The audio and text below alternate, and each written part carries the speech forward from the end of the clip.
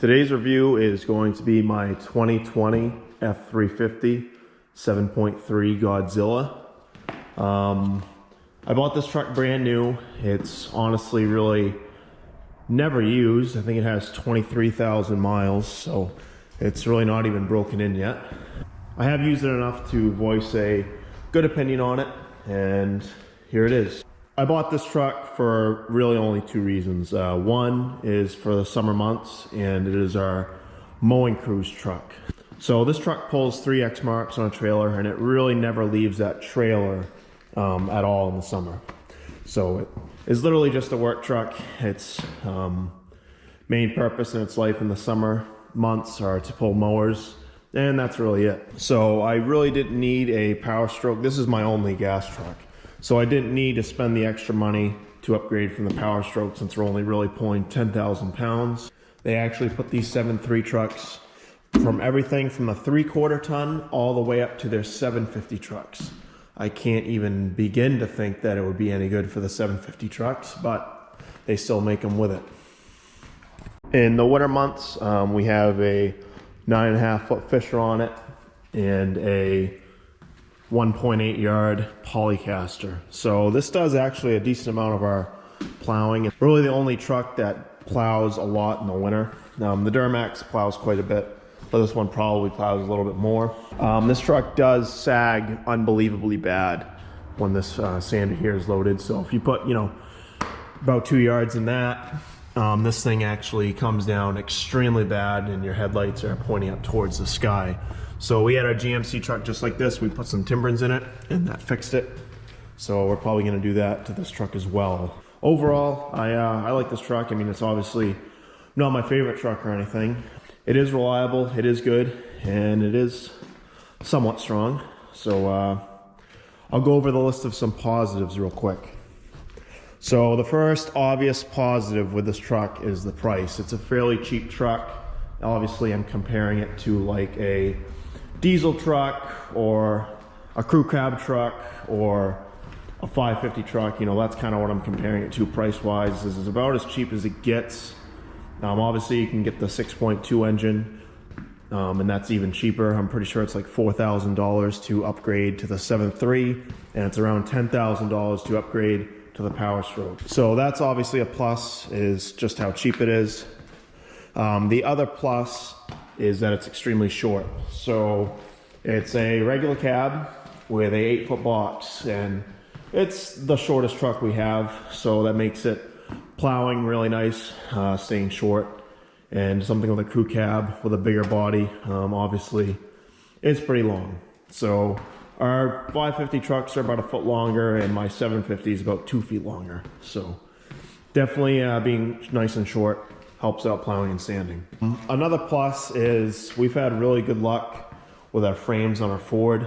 We own one GMC with 40,000 miles, and the frame on that is absolutely junk, and it's basically a rust bucket. This, on the other hand, is actually very good.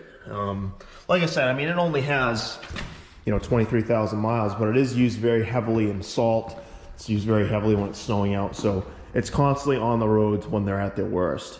And the frame on this Ford, and all of our Fords really, have held up really good. Out back, we have a Magnum back rack. It's one of the cheaper ones. My Duramax has a more expensive, better looking one. We have plow light up there.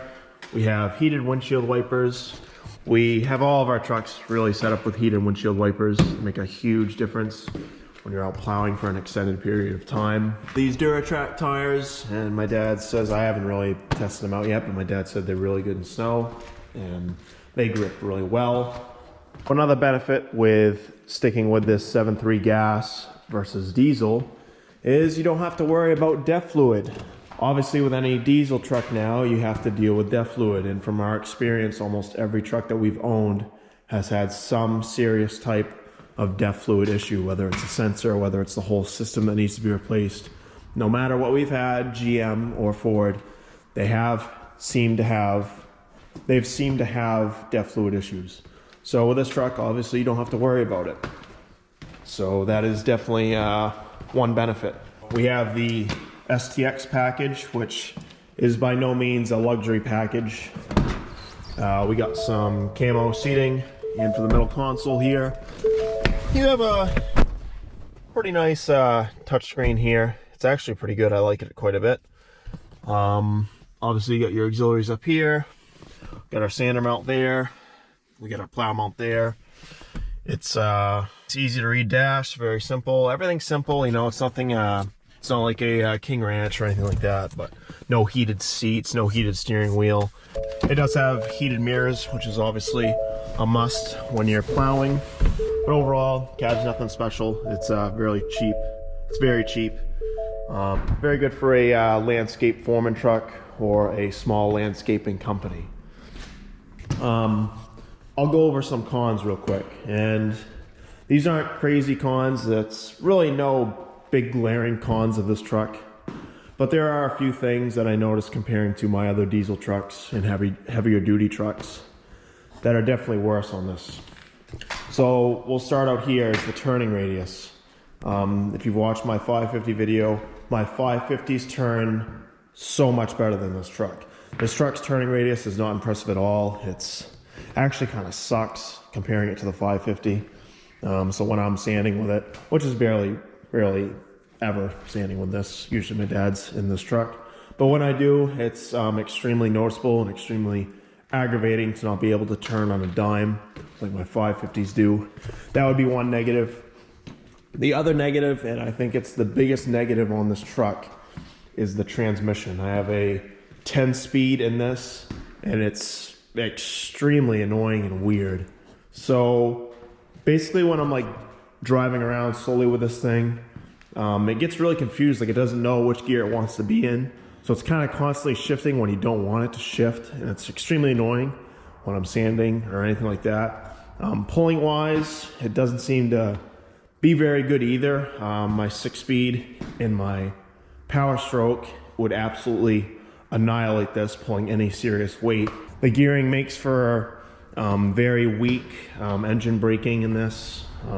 The transmission in this thing's definitely weird. I'm not a fan of it at all. I wish they just had a regular like 6-speed in it.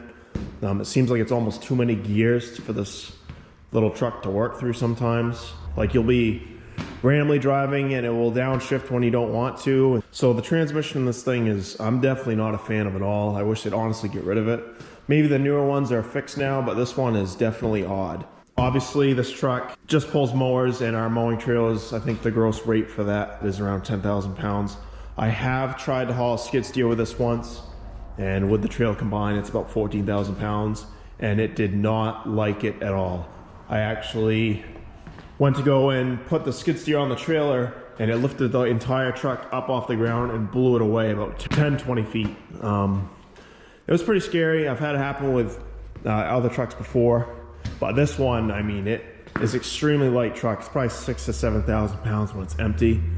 And when I was pulling that skid steer, it really, power-wise, with the 7.3 did all right, but the transmission didn't like the weight, and the brakes didn't like the weight, and the actual sturdiness of the truck didn't like it either. The skid steer was pushing this thing all over the road. The brakes were horrible. The engine braking was terrible. The gearing was terrible. But the power, the engine pulling it up a hill seemed to be fine. So obviously with this being Ford, it's aluminum, which makes this truck incredibly light. So overall, transmission-wise, not a fan, and it really isn't made for any serious weight to be hauled. The engine, on the other hand, it is the 7.3 Godzilla. I believe stock. It's roughly the same horsepower as a Power Stroke diesel. They made this for people that don't want the diesel, but still want the power of the diesel. It's definitely comparable. Power-wise, it's pretty good. Obviously, when you're pulling, serious weight, a skid steer or something like that, I still think the Power Stroke is the far superior engine to get. The engine, I do believe, can do it, but everything else about this truck, how light it is, the shitty brakes, the horrible transmission, I really don't think it's made to haul a skid steer for very long. It's just one thing if you're driving down the road with it really quick, but definitely not its entire life. As far as fuel economy with this thing, it's honestly pretty unbearable. I know when it's pulling a trailer all summer long, it hovers around 8 miles to the gallon, which is pretty terrible. I know we've had 6.0 GMCs before, and they usually get about 8.2. This truck absolutely rips. I know from 0 to 90, it's absolutely crazy. It literally puts you back in your seat and everything. But part of that definitely has to do with how light this truck is. Like I said, it's only 7,000 pounds probably. So it's the lightest truck we have by far. Some other obvious negatives are definitely the braking power. Obviously, when you're engine braking or when you're trying to stop a heavy load, this truck simply just isn't really made for that. It's more of a lighter duty truck, which is kind of annoying because you really can't haul a skid steer with this truck, but it is what it is. It's really only made to haul, you know, light loads or mowers or something like that.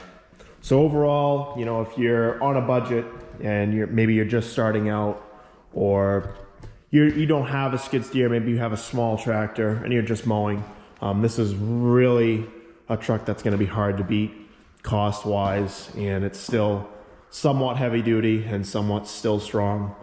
You wouldn't need a power stroke to haul mowers, you wouldn't need a power stroke to haul a small tractor. So this could be a much cheaper and better option for a small landscaping company.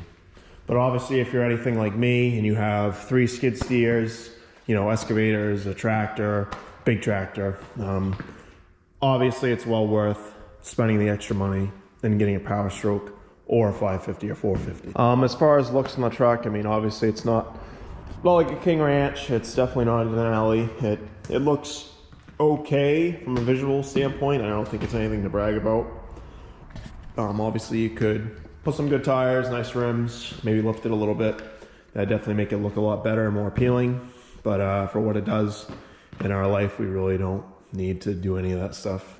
Absolutely no issues with this truck. I mean, I have a GMC that seems to have an electrical problem almost every other day.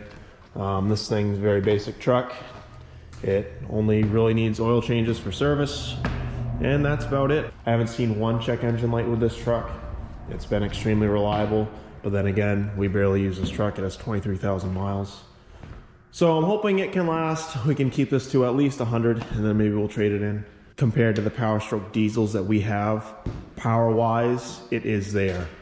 Toughness of the truck, as far as it's sagging with a heavy load, the brakes are extremely underpowered. The gearing, like I said, the transmission really isn't made for anything heavy duty like we do with our 550s. So it's not that tough. Yes, if you're a small landscaping company hauling mowers or hauling a small tractor, this is a great truck. But if you're doing anything serious in work, you definitely should consider buying the Power Stroke diesel, or like I said, a 450 or 550. The truck is obviously, it's forward, so it's straight axle. It rides incredibly rough, especially since it's a very light truck. Anytime you go over railroad tracks, you're all over the road. So you gotta be, to some extent, careful when you're actually driving and it rides so bad. If you're looking for anything, you know, heavy duty, this definitely isn't it. It's good to put a sander and a plow on, and haul a light load every now and again. But yeah, that's about it. Overall, a good truck, nothing heavy duty, but still been pretty impressed with it.